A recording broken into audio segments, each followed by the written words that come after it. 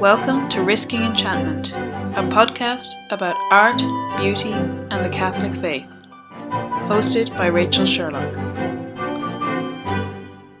Hello and welcome to Risking Enchantment. For this episode, you've got myself, Rachel Sherlock, and joining me is Phoebe Watson. Hello! This episode is our April episode. I'm really hoping to sneak it in just under the line for April. You might get there. April got away from us a little bit, but I would like to wish everyone a very happy Easter. Mm-hmm. We're recording this on Divine Mercy Sunday, and it's lovely to be in the Easter season, although obviously tinged with an element of sadness with the passing of the Holy Father.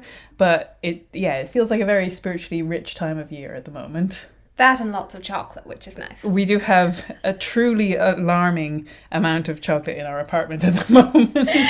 Yeah, absolutely. Great. But for this episode, in some ways it's quite a nice, straightforward episode. Mm-hmm. We mainly just want to introduce our listeners. Some of you might know this artist, but not everyone does. I think he's quite familiar for people who are interested in Irish art.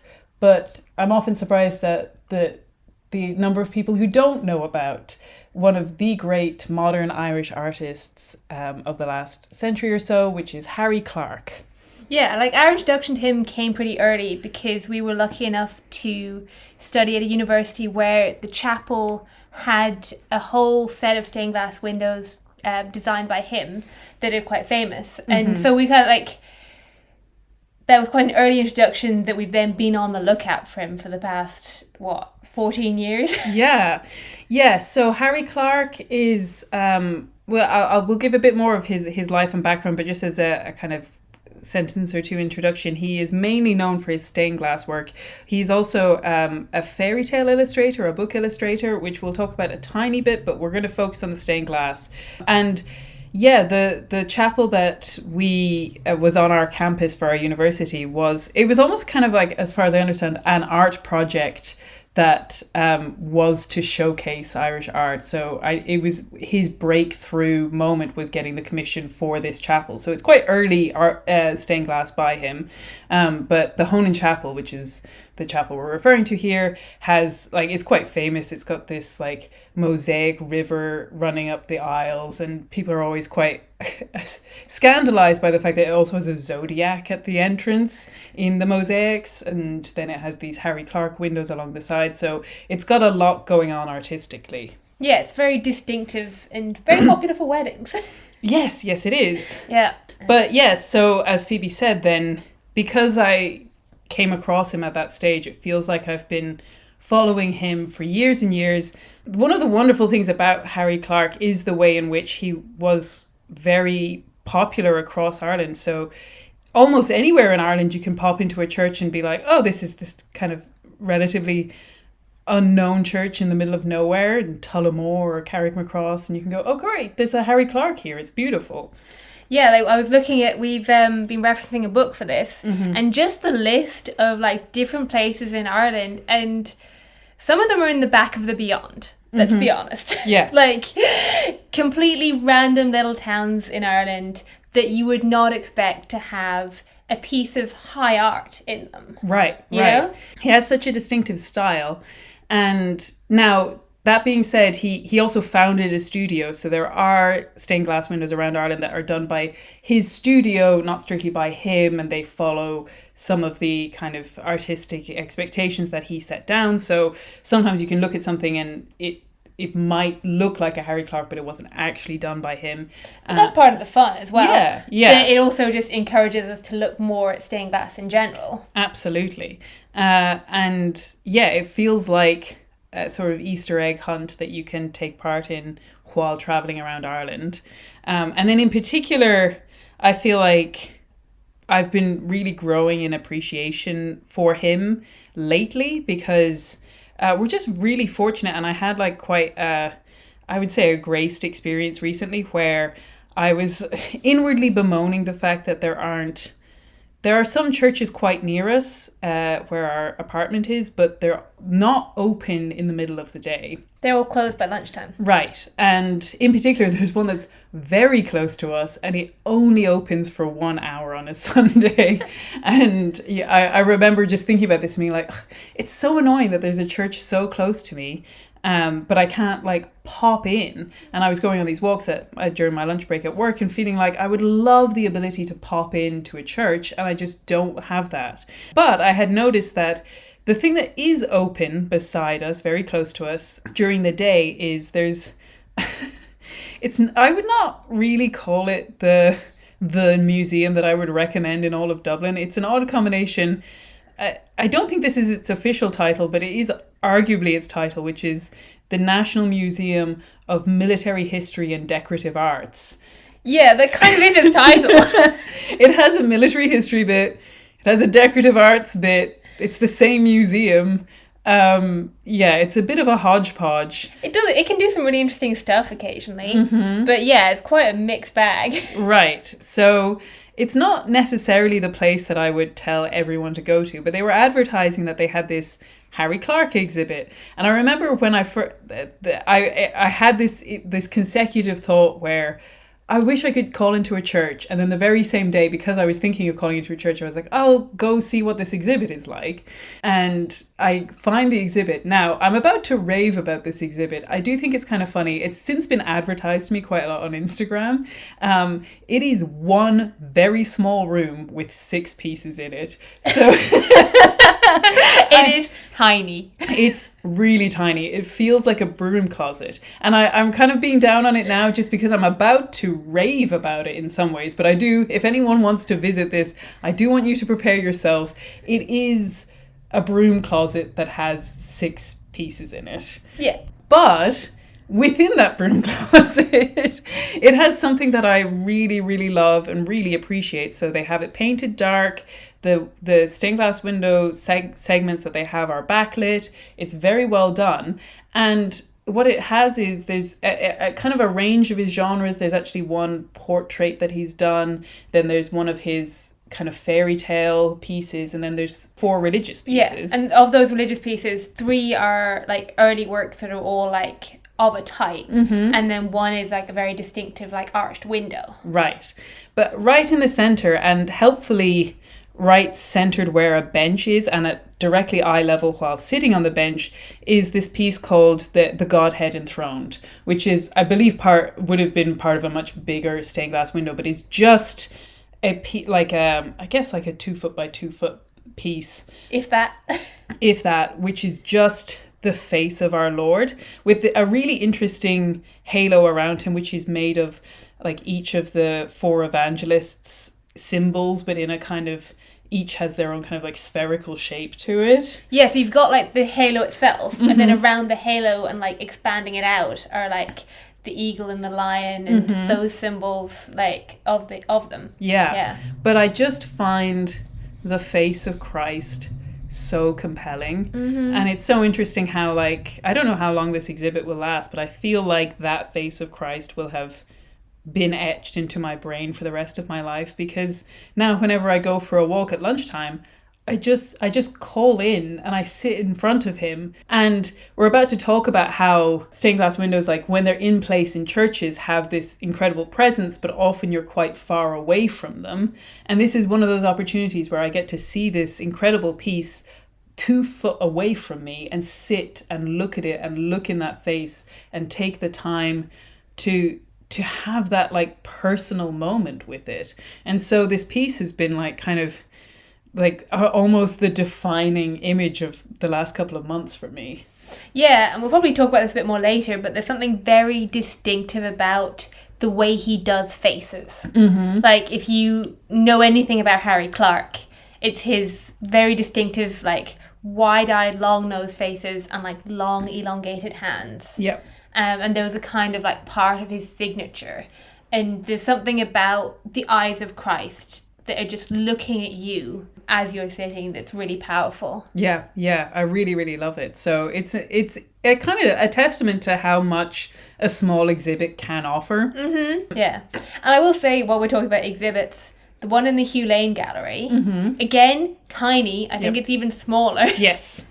Yes. But if you are able to pop in, has some like really beautiful, like, I think is it only 1 or 2? Harry Clarke's? Like, it's got a couple of other stained glass things, but not Yes. Harry Clarke. I think it might just be the one, although it's quite a big piece of his, but yeah. But yeah, it's something in that, like, small, dark space where you can encounter it that's really powerful. Yeah, absolutely. So yeah, I think maybe if we start off, we'll just give a little bit of information about who he was, and then talk about his artwork. Obviously, with this being Risky Enchantment, we're coming at this from a Catholic point of view. I did try to look into it. I didn't get that much information about his faith particularly. We'll go into a little bit more detail about his place within like the church as an artist for the church, but we're not specifically coming at this from any knowledge of his particular faith, but more as an artist which the faithful encounter through these stained glass windows. Yeah, absolutely. But he was born, I think his birth and his death dates are very like fitting. I don't know, like I often wonder, like, to what extent does God have like a particular sense of fittingness for these things. So he's born on St. Patrick's Day, so the 17th of March 1889. So, you know, Irishness is like a full-blooded artist. And then he dies quite early. He dies of tuberculosis in I think his early 40s in 1931, but he dies on the 6th of January, the Feast of the Epiphany. And there's something about the Epiphany to me that has this quality of like illumination, of like magicness, of that like jewel quality. Like I think a lot of the nativity images with the three kings have that lavishness and that depth of color to them. Yeah, and that's so very fitting. So fitting to his work. And he made a bunch of stained glass windows of those scenes as well. So it just feels really fitting. Yeah, very appropriate. And he was raised, his father had a studio which was a stained glass and church decorating studio. The way it essentially kind of broke down in the next generation was that Harry Clarke focused on the stained glass element, and his brother William then went into the church decorating business. But they both come from this studio that his father founded initially, and then Harry Clarke goes on to found his own studio. But he's kind of, I mean, from the off, he's kind of a genius pretty quickly. Yeah. As we mentioned, 1915, he obtains his first public commission for the Honan Chapel, which, like, as we were saying, like, it's crazy to me to think that that's his first public commission. He's what, 26? It's incredible. And also, it mentioned that before he joined the studio, he was occasionally competing against his father and like winning commissions against his own like family studio, which is very funny to me. Yeah, I think it reminds me a little bit of, I think it was Picasso, who his father, I think he was painting something as quite like, I think still a kid or maybe a teenager, and his father saw it and was like, I give up being an artist, my son is better than me. But yeah, so Harry Clarke goes on to start creating these church windows. As we mentioned, he also does fairy tale illustrations, and his illustrations are beautiful and have a lot of, like, there is a dialogue back and forth between the style of those and the style of his stained glass windows, in particular because along with the church stained glass windows, he does private, non-religious stained glass windows, which I think is not something that we even think of as a form anymore. Yeah. One of the pieces in the little exhibit next to us is called The Meeting, and it's this incredibly beautiful, very intricate portrayal of, I think it's a man meeting a mermaid, and they're on a horse together, and it's just this quite small little piece. But I believe when I read it, it's just for somebody's house. It's it's a personal commission. Based off a poem, and he's just taken it and like made this beautiful fairy tale scene that, it really links that stained glass creativity with his illustration. Right. And so there feels like there's a little bit of a like between the Venn diagram where church stained glass on one side and fairy tale illustration on the other. And there is this like sliver in the middle, which is his kind of, let's call them his secular stained glass windows. And they are unbelievably beautiful. We'll talk a little bit about them, but obviously it makes more sense for this episode to focus on his religious work, but I just want to point them out. They're incredible. And I think what's fascinating about them, especially this one that we're talking about in the museum, and then the one that's actually in the gallery I was talking about, the Hugh Lane Gallery, which is the Eve of St. Agnes, is that they're made for more close-up inspection. Yeah. Like, he knows that you're going to be able to stand like a foot away from it and pore over it. Right. So there is that like intricacy of detail, Yeah. which we still see in the stained glass, but obviously has to be on a bigger scale so that you can see it from at least like a few meters away. Right. And I think it's important, maybe we should clarify at this point as well, that his work is figurative.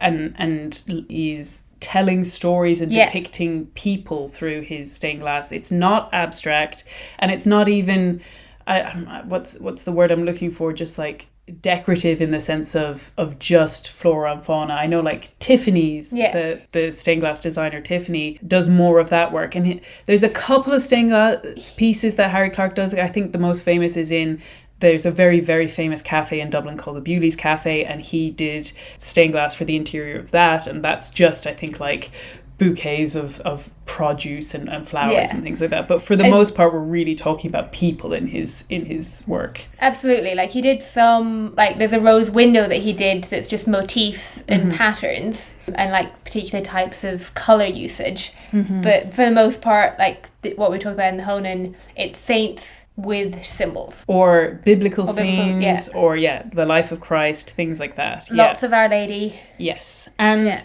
the other thing, and I would obviously encourage, and we'll try and link as much imagery to this podcast as we can, I would encourage anyone to look it up, but I just can't overstate the intricacy of the details that he is working with. And like you said, with the Eve of St. Agnes, when I was looking at it, you just couldn't get close enough without seeing more and more details. There's one panel within that I just was staring at, because it's got a lady reclining on a bed, and in the background of this like quite small panel, well, like it's smaller than a book. Right.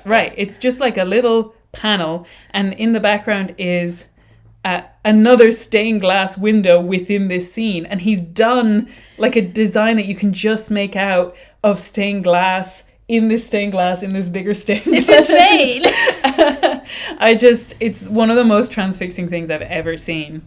And I think his use of detail and figures are so distinctive, and his ability to combine in some ways some of those kind of fairy tale elements and then the faith elements, it shows up in all throughout his work. Like, I feel like in some areas he leans more on one side, and in other areas he leans on the other side, but I feel like they're always working together. Absolutely. Yeah.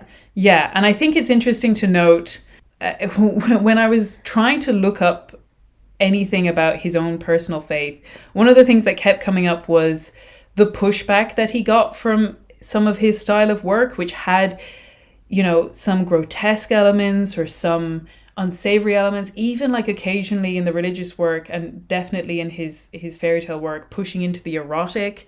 And I'm absolutely certain that this was scandalous in early 20th century Ireland. Oh, totally. Don't get me wrong. I think it's interesting and like indicative as well that actually the one that ended up being the most controversial was one that was originally commissioned by the Irish state, not the Irish church.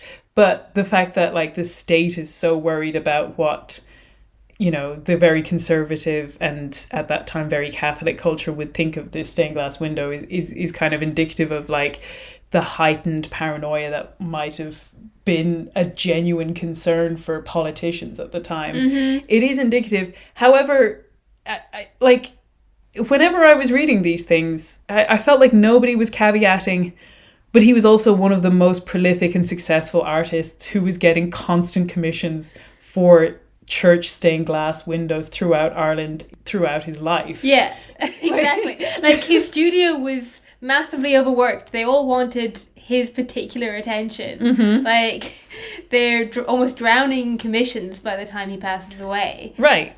So like, he's popular. So I agree. I'm sure he got pushback. But it is also, you're like, yes, but he was extremely successful at the same time. So I think it is, and like, to me, it is almost like one of these things that's a real shame that he is in some ways notable for being this person and this successful, in that I wish we could have had more of this as a resurgence of Irish identity and culture, because it feels like it comes right at the time when Ireland was re-establishing itself as like a national identity with like the War of Independence and then the Proclamation of Independence, and or the founding of the Irish Free State and then the Republic and on into that like I've often mourned for the like. You read some of the writers at the time and like the optimism that they had for the creation of this incredible force of artistic power. And that is evident. Like, I think it's interesting the influence that like Irish musicians and musical artists have had on the world. And like, I think we do sort of punch above our weight in a lot of those categories. But in terms of founding it, especially through art, a particularly Irish style that is notable, but also draws on heritage, and like not just Irish heritage, that like understands itself within a global and a European context. But Harry Clarke feels like, to me, the great example of that, and how like a rising tide lifts all boats, because not only did he found the studio, which itself did great work through other artists, but there were other competing artists then. I think there was a couple of pieces that we saw by one of his competitors, Michael Healy, that we were like, this is so beautiful. And yeah, it just felt like a real opportunity to capitalize on an art form and an art style, and making it like an assertion of what might be a particular modern Irish style. Yeah, that there's something very uniquely Irish about it. And it's kind of, they start off by pushing back against like cheaper, like what they call trade glass coming in, and like claiming to like make the power to make stuff that is beautiful for their own country. And then the fact that you've got these different competing artists, that it's not just like one guy and you just go to that one guy. That they are having competitions and striving for excellence. And even how like his studio, like his brother is doing the church decorating work, that there's that intersection of, it's not just the windows, but it's the rest of the church as well. And you can really see that kind of, like you said, that rising tide. I think, like, for anyone who's not that aware of Irish history, we said, like, his Holding Commission comes in 1915. There's a major uprising in 1916 called the Easter Rising, very fitting for right now, actually. That it fails, while England is obviously engrossed in World War One, and a lot of Irish people are too. And then from, like, 1918 to, like, 1922, you've got first, like, the war against the English, and then Civil War, and the Irish Free State is still not fully independent until after Harry Clarke dies, actually. But I think it's just interesting to think about him in terms of that context of a state at war with itself. And because he uses a lot of real darkness in his work, like really dark hues of blue and red, and how that darkness is almost telling of this country that he's coming out of. Like the whole country is coming out of this darkness, and he's working with light and bringing light through that. Absolutely. And I think it's almost particularly fitting that it is through the medium of stained glass, because I know I'd come across this quote before, and then I went to look it up for this episode, but there is kind of an idea of stained glass as an almost uniquely Christian art form. And that's not to say that it can only be used in Christian context, but that it specifically develops as an ecclesiastical art form, and that Christianity was the moving force behind it. And how fitting that it is in the way that it like operates, that it needs the light of God essentially to be a successful art form. And I know we a long time ago we did that episode on the Hunchback of Notre Dame and the idea of those great European cathedrals, and I've since been to Sainte-Chapelle. I'm looking forward to getting to Notre Dame hopefully soon now that it's back open. But that very medieval European, incredible leap forward. As a medievalist, I'm always very kind of frustrated at the idea of the medieval age as being kind of one that's backwards looking. And every time I think about it, like stained glass feels like the one to leap to of like, this is what they were making. It is mind blowing to me. Like you look at Sainte-Chapelle and you just think, who could have conceived of this? This is so incredible. And Harry Clarke just feels like such a fitting inheritor of that tradition, especially for whom Sainte-Chapelle was a big inspiration. Right. Yeah. Between the colour of Sainte-Chapelle and then, like we were saying, with these like gothic elements of being grotesque or having these like fairy tale elements, which feel like they're very fitting as part of that European cathedral heritage, and then kind of taking them through the lens of Irish Celtic saints and imagery and artistry. It's just really beautiful. And I think the thing that's most striking about him is the way that he can be such a great artist in just the literal rendering of people, of details, of all of these pieces. And yet he never forgets the most important element of stained glass, which is that colour element that we were talking about, and how much that is so important to the experience of stained glass. And it feels like often, especially now, there's a choice between some... I was just reminding Phoebe, there's an incredible medieval church in my home city of Kilkenny, which has this big medieval rosary stained glass window, which has all of the mysteries of the rosary, and you can like essentially pray through the glass, and it's spectacular and super historically important and all of these things. And it's an odd church. It's like in an L shape, and the altar is at the corner of the L, and it is just like a slightly odd church, but behind the altar is a much newer abstract piece of stained glass, which I'm always like, it's hard when you see a kind of like a deliberate juxtaposition of like modern with the old. I'm often hesitant in my kind of being convinced by it. And I don't know, I can't tell you how much I love the color of that abstract stained glass window. It just illuminates the space in a way that those pictorial and those like pious rosary windows just don't have the capacity to illuminate in the same way.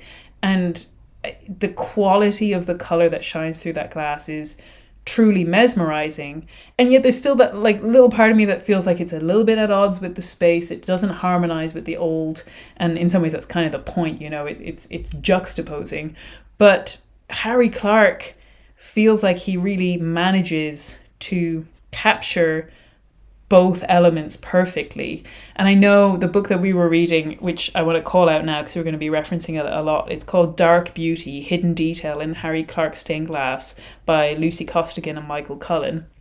I know they noted that the people doing colour at the time in stained glass often approached it with a much more kind of matte colour, like striking bold colours, but without that kind of shininess or that depth to it.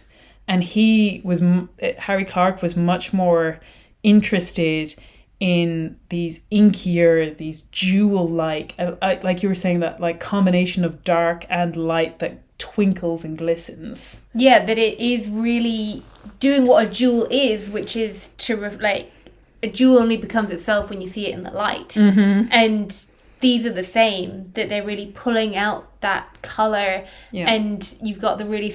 he also uses like clear glass, which was quite unusual for the time. Mm-hmm. And it makes those clear glass bright points all the more striking as well. Yeah. And I think we've got two quotes from G.K. Chesterton, who always has something good to say about these things, about the use of colour in stained glass. And I think I'll just give these two quotes and then we'll maybe talk in specific details about how Harry Clarke uses colours. But I just love these descriptions. He says, "The Christian windows are solid and human, made of heavy lead, of hearty and characteristic colours, but behind them is the light. The colours of the fireworks are festive as they are varied, but behind them is the darkness. The rockets of ruby and sapphire fade away slowly upon the dome of hollowness and darkness, but the kings and saints in the old Gothic windows, dusky and opaque in this hour of midnight, still contain all their power of full flamboyance and await the rising of the sun. And then he also says, the visible clue to the Middle Ages is colour. The medieval man could paint before he could draw. In the almost startling inspiration we call stained glass, he discovered something that is almost more coloured than colour, something that bears the same relation to mere colour that golden flame does to golden sand. He did not, like other artists, try in his pictures to paint the sun. He made the sun paint his pictures. He mixed the aboriginal light with the paints upon his palette. I love it. It seems so true of Harry Clarke, especially with the way he uses blues and reds. Like blue is obviously his favourite colour. And yeah, it's more blue than blue. Yeah. There's like a depth and a layering and an intricacy to it that is really just brought out by him. And that he's not afraid of darkness. That he's not afraid of making the interior darker and quieter because of it, but that highlights the beauty of the work. Yeah, that like, I don't think he saw his windows as, I guess, illumination points in the building, but like he was satisfied for not that much light to be getting through them in some ways. Yeah, which almost ties back to our very first podcast of Advent and Waiting in the Dark, where we were talking about the place of dark in churches, which is an interesting link. That there he was welcoming of that space of darkness and deliberate about it. Yeah, and then to have these sort of faces and figures that shine through, kind of almost loom out of the dark at you in these really striking ways. And yeah, as you said, I'll actually come back to the blue because the blue is so important. But yeah, he blue is the central one, but then he uses all kinds of colours, and again he talks a lot about how you can achieve different layerings of colours. But his other two big colours are like red and then purple. So this palette of blue, red and purple just has this deep, rich quality to it that it has an air of mystery about it. And I think it's striking because this applies both to his religious work as well as his secular work. And so when I think of the blue, I actually mainly think of the piece that you've referenced a good bit, the Eve of St. Agnes, which is again like this literary piece. And there is this supernatural quality to the blue, especially the blue in that piece, where absolutely there is something of the fairy tale about it. It's almost I want to say an unnatural blue, but when I say that, I don't mean an artificial blue. I mean a supernatural blue that has. This almost sounds like I feel like I'm exaggerating, or I feel like this doesn't sound like something honest, but it has a quality to it that tells me there's more to the world. Yeah. I get what you mean. There is just something of the very colour itself that leads me to contemplate the beyond. Even whether that's in the context, like we've been saying, in that particular context, it's for like a story of a maiden doing a superstitious ritual to get a lover, and then there's, it's a kind of classic fairy tale story, but his use of colour is just so moving in and of itself. And I think just the colours itself speak to a divine and a supernatural, and this intersectional space between like faith and magic in a way, where there is a possibility of beyond the mundane. Yeah, and how he uses that in combination with like the traditional colours for portraying Our Lady and Our Lord. Yeah. Which is his love of blue for Our Lady. Yes. And like the various different hues of blue that he uses, and then the red for Our Lord, and it's a really bloody red. Yeah. Like ruby red. Yes. Yeah, absolutely. And I think the use of colour then really lends itself and amplifies his use of what we've mentioned already, which is some of these like grotesque or gothic elements within his work. And I kind of want to touch on some of this a little bit, which is just like, I just think it's so striking because as much as we've mentioned, I think that there was pushback at the time, but to me, they really represent, I think for Catholics now who take a kind of greater interest in the full spectrum of Catholic art history and things like that, to me, they feel so fitting. Yeah. And he does such an incredible job, and it you know, I think we'll come to his figures as well. We've mentioned their eyes, but there's something quite.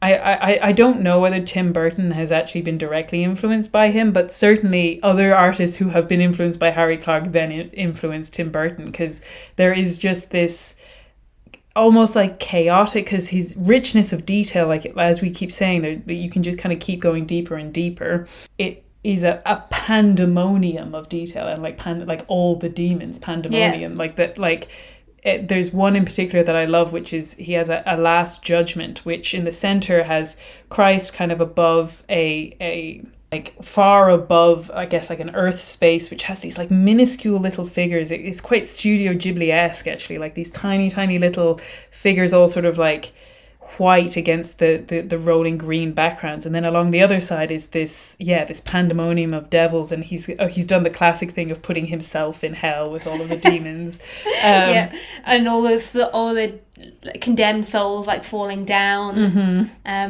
It's very Michelangelo-esque in that way. Absolutely.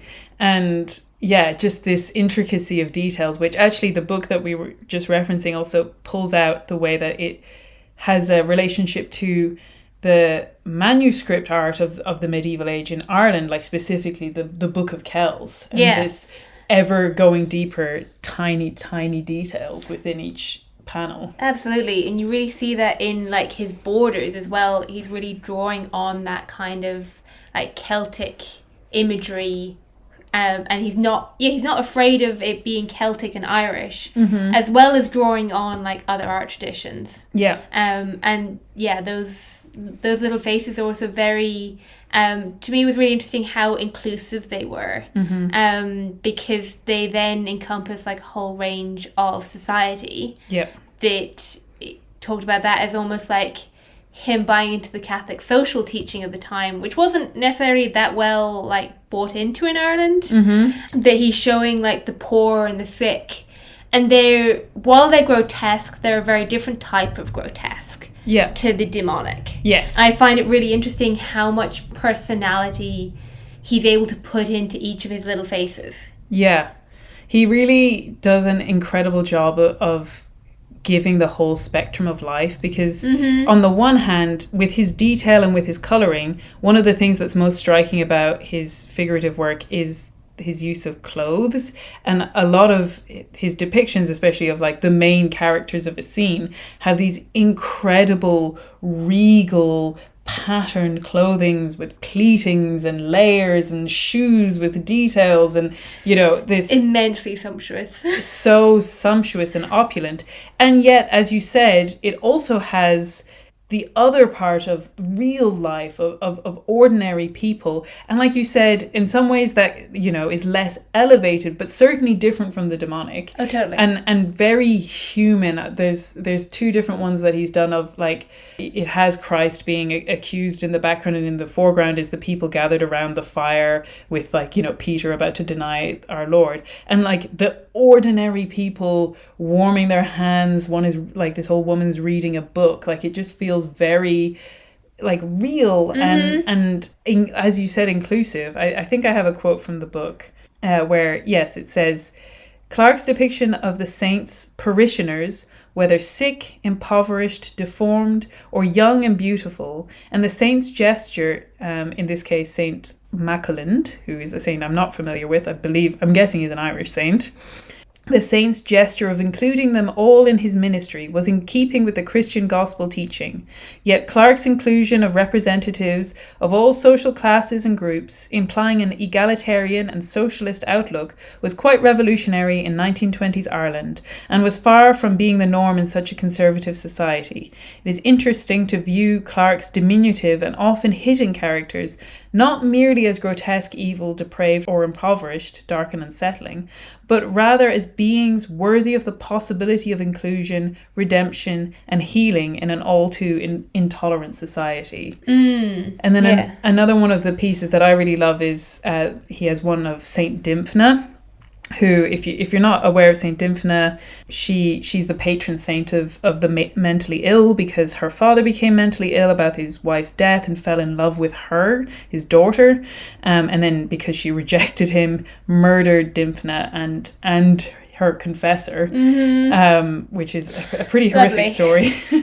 But she's depicted in this like beautiful array of like materials and cloaks, but within her cloak she is protecting two figures who are afflicted by mental illness within the folds of her cloak. There's just a huge depth of humanity in the way that he presents people through his stained glass windows. Yeah, and I find it really interesting also, just talking about the medium of stained glass, that these are artworks that are going, like we said, into churches in very random places in Ireland. And that they're there for the people, like that they are to be accessible by parishioners and by the ordinary folk. And there's something to me in that wealth of detail that really rewards the repeat visitor. Like you can imagine like a child every Sunday finding something new in that picture every time. Yeah. And particularly because it's still in that, it's obviously pre-Vatican II, so it's Latin Mass, that this is a very important like means for them of accessing the faith. And there's something very egalitarian about that. Yeah, absolutely. And the way that, you know, life in Ireland for most people, and like, to be honest, you know, at that time in terms of class structures, like it was a hard life. It was not an easy life. And so to see yourself and the hardness of your life, or the reality of the somewhat maybe less glamorous reality of your life represented in these incredibly beautiful spaces is, I think it's very moving. And I think it also shows up in some of his choices of artwork. And like, obviously this is always done in collaboration with the church itself, so there'll be input in that way. But I'm often struck by like how often he represents Judas. And I think there are a lot of Irish myths that are associated with like saints and Judas. There's a reference between Saint Brendan and Judas in hell. Yeah.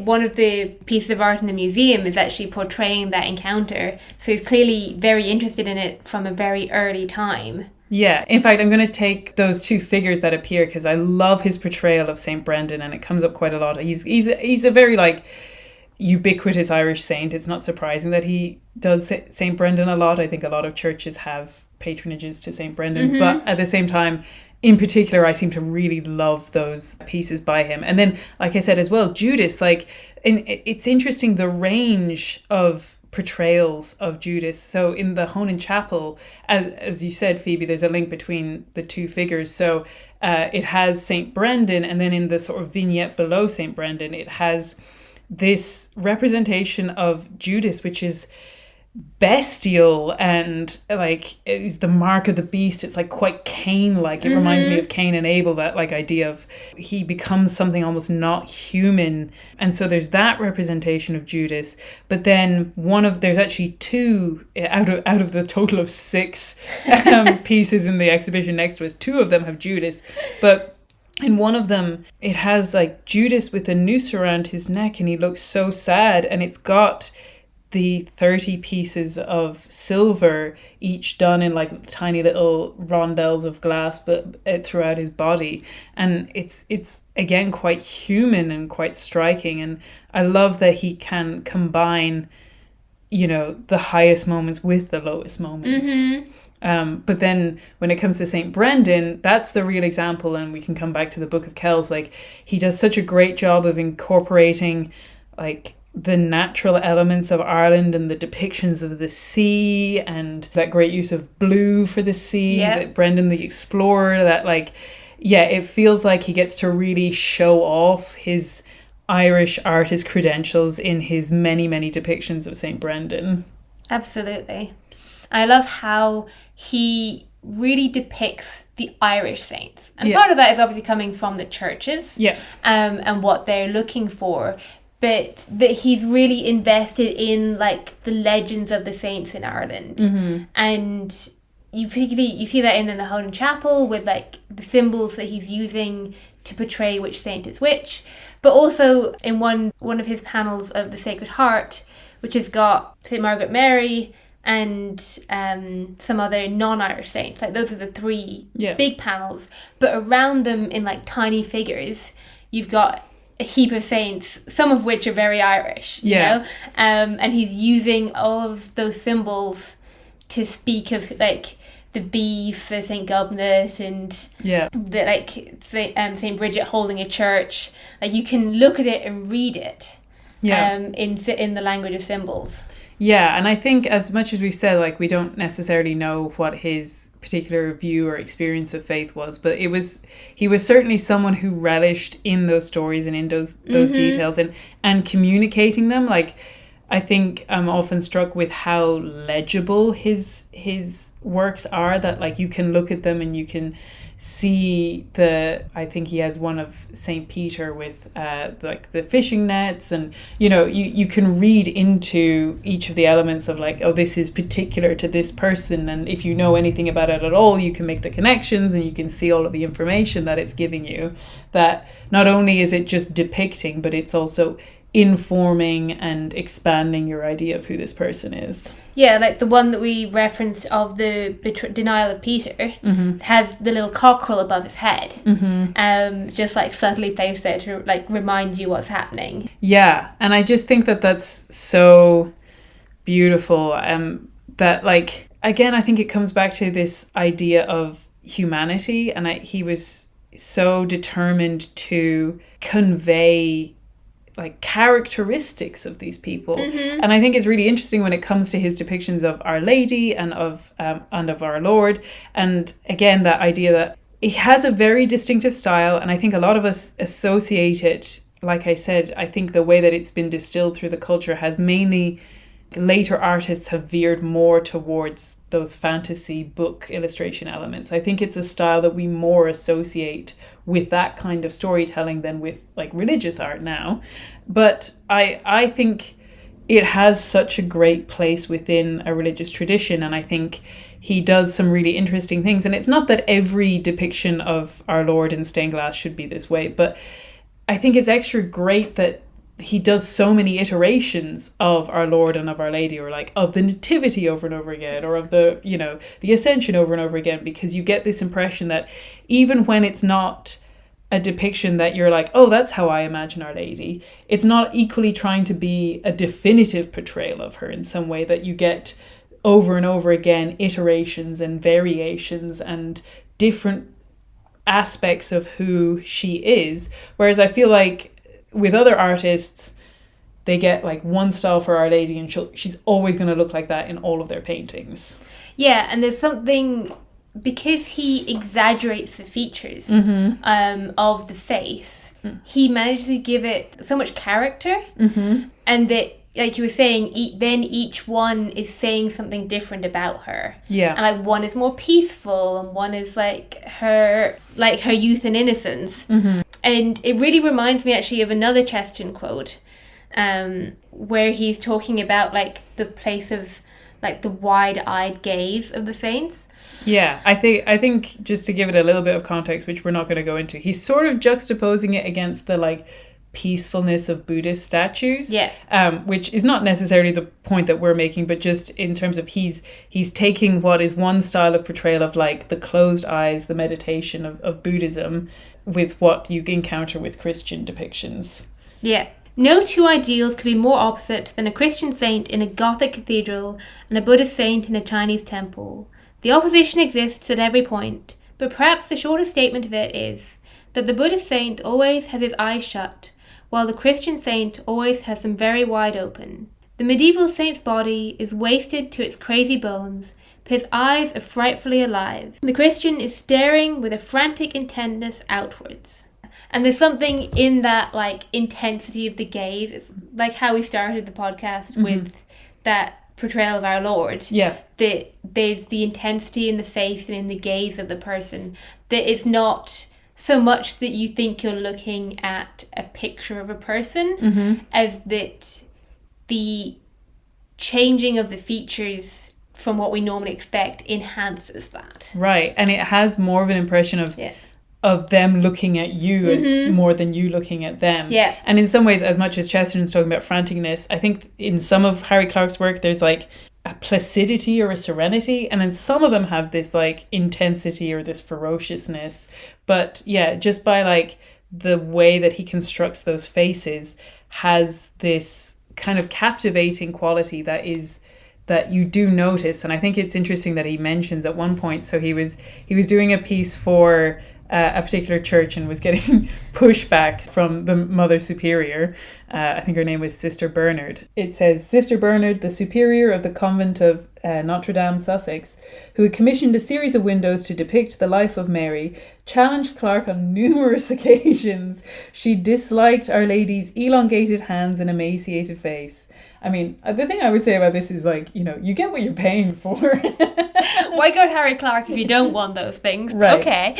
And she also wanted him to exclude a unicorn that he was trying to include. Anyway, Clarke actually subsequently complied with her wishes, but in a letter to her, he says, I am aware the drawing I am putting into the heads of my figures is often criticised. What I am really endeavouring to get into the hands is an element of humanity. Or, in other words, to get away from the rather stuffy, meaningless faces usually put into stained glass by the trade houses. And then the book goes on to quote him later saying, my work is not always popular, but people do look at it. Even if they dislike it, they are interested. Most glass is mentally digested in a moment.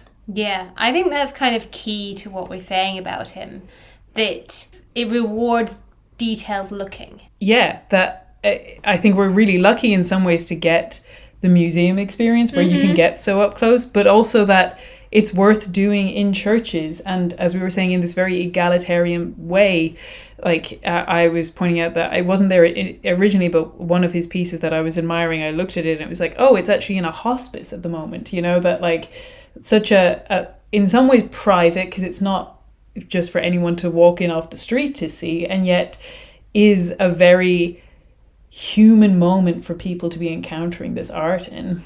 Yeah, and that there's another in a mortuary chapel. Yeah. That is, again, that very human moment of sorrow. And he's bringing such beauty and peace into that space. Yeah. And yeah, just what we were saying earlier about the use of colour. I was really struck by the placing of... so he's got a series of very famous windows in the Basilica on St. Patrick's Purgatory in Lough Derg, which is an island where you go and do a 3-day penitential pilgrimage on a lake. And it's very grey. Like, it's in the like back of beyond in County Donegal. It's all this grey stone. The water's usually grey because it's usually cloudy in Ireland. It's really beautiful, and it's a really beautiful setting, but like there's a lot of grey there. Grey and green are your colours. And then you've got these gem-like stained glass windows, each of which is a saint holding an ellipse that portrays a Station of the Cross. And there's something so like powerful and colourful in that. And it's also very fitting for like the depth of colour that he uses, that it kind of feeds into that darkness of the space in a very like proper and prayerful way. And even that part of the tradition of doing that pilgrimage is to do an all-night vigil. So most of the time you're in that chapel, you're not seeing those windows right until the sun rises. Yeah. And because you can only do it during the summer, it's going to be rising pretty early. Right. Yeah. Yeah, I unfortunately haven't managed to make it to Lough Derg myself. But... I have made it, but not to do the pilgrimage, to be clear.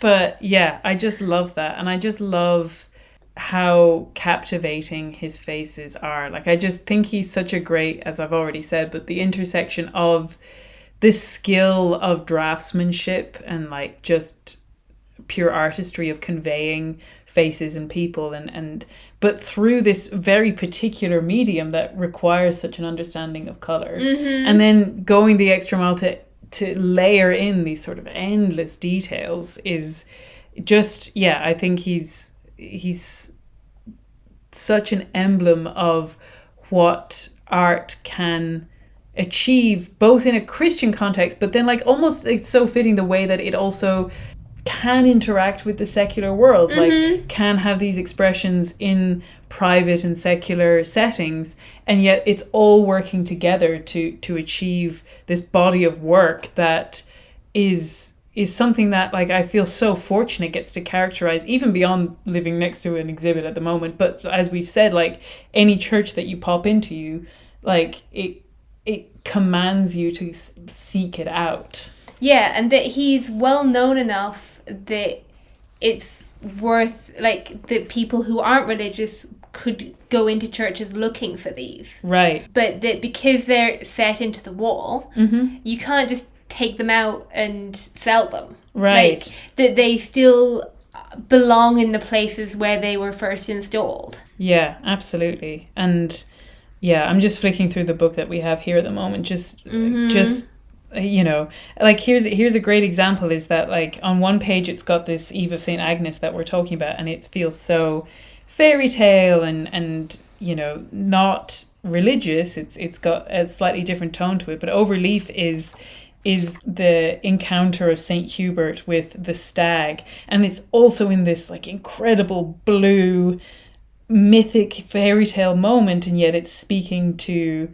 like a saint and the divine and how those things work together. And it just, I like his use of blue in particular is, I don't know, like I almost wish you could sort of make him the patron saint of the color blue. Like he just gets that color in a way that I don't know if anybody else does, for me at least.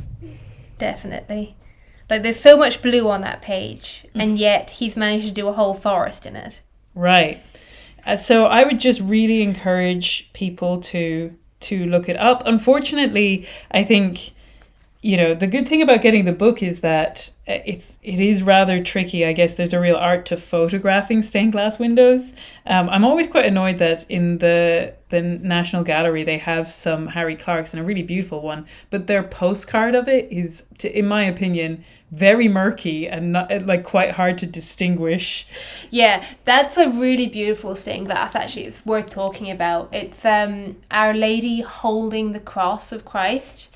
So you've got her like long hands, elongated body, and like very youthful, innocent face, and she's holding like the arms of Christ on the cross. It's not her whole. It's not Pieta. It's the full crucifix, right? That she's presenting out to us, and again, it's really beautifully portrayed, because you're just kind of walking through, and then you turn, and bam, like Christ on the cross right in front of you, and you look up to Our Lady, right? And she's just like offering him to you. Yeah, I think it's so great. Yeah, and I was just thinking, because we didn't talk a lot about the Geneva window, which is the one that he kind of did at the very end of his life. The controversial one. But again, I don't know, there's just a part of me that feels like there's such a sadness of the sort of missed opportunity for a greater flourishing of Catholic identity and Irish identity through art at that time, that like there were seeds of it, and I feel like some of it was crushed for various reasons, but that like, so the Geneva window, he has various panels, each depicting scenes from Irish writers' works, and some of them are secular, I think, and James Joyce is in there, and I think George Bernard Shaw. But then he also has Lady Gregory, who it's a scene from her play The Story Brought by Bridget. So it's a secular piece portraying Bridget from a play about Bridget, you know what I mean? Yeah. That like these two things are interacting. So in this non-religious piece, you just have Saint Bridget beautifully portrayed, like with this crucifix in the background. Again, this incredible depth of blue and purple and all of these details. She's holding the church as always.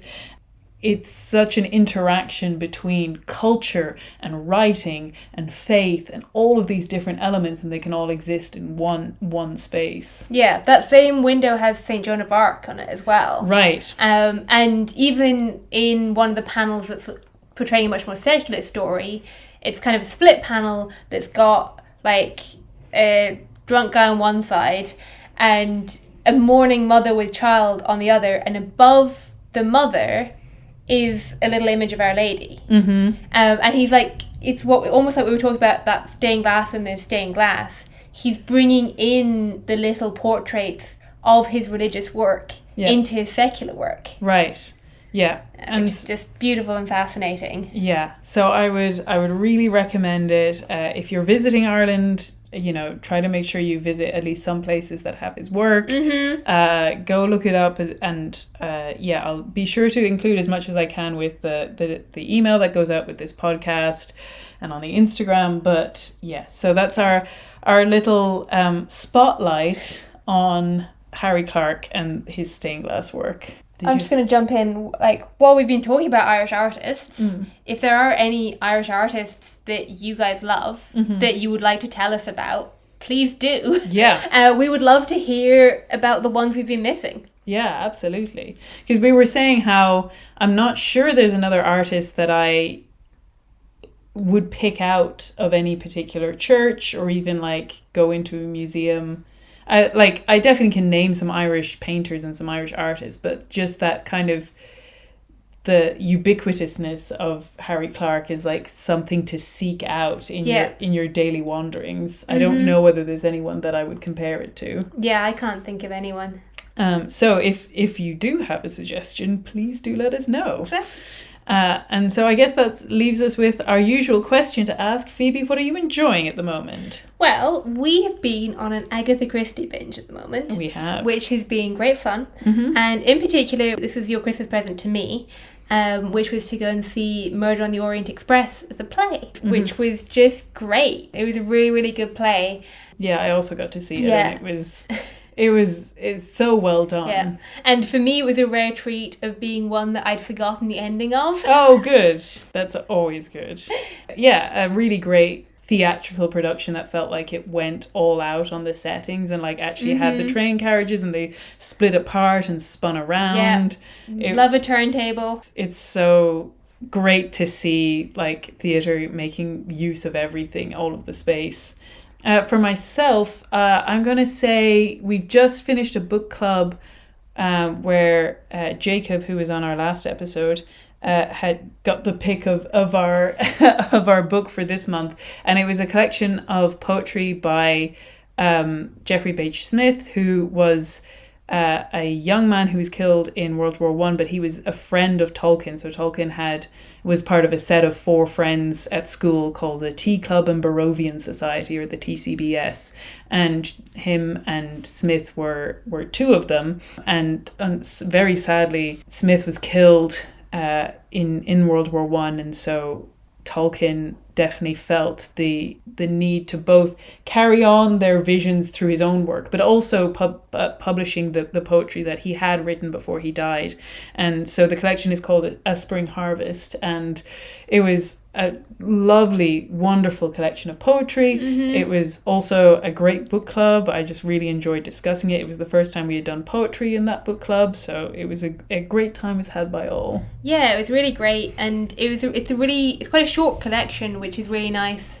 But I haven't read through that much poetry, and it's the kind of collection that can really reward just steadily reading through it, you know? Yeah. It isn't a huge intellectual labour to actually just read it and enjoy it. Yeah, absolutely. So yeah, I really loved it. So I think that brings us to our conclusion. I guess as usual, I should say you can follow the podcast throughout the various podcast apps such as Spotify, Apple Podcasts, and then also we do post them on the Substack, which we now have, which also includes my monthly recommendation newsletter, which is for our paid subscribers. I know it's very late in the month. I will get an April one out probably at the very start of May, but yes, so if you want that, make sure to check out our Substack. That's probably also where any of the images that we can find online are going to be posted. Yes, for all the Harry Clarke images, I'll try and get images of the pieces that we specifically talked about in this episode, and I'll probably post at least some of them on Instagram as well, so you can follow us there at Risking Enchantment Podcast. And other than that, we continue to wish you all a very happy Easter season, and we'll talk to you soon. Goodbye. Bye. This has been Risking Enchantment. Music by Kevin MacLeod. You can follow me on Instagram and Twitter with the handle @SeekingWatson. And you can find out more about me and the podcast at rachelsherlock.com. Thank you and God bless.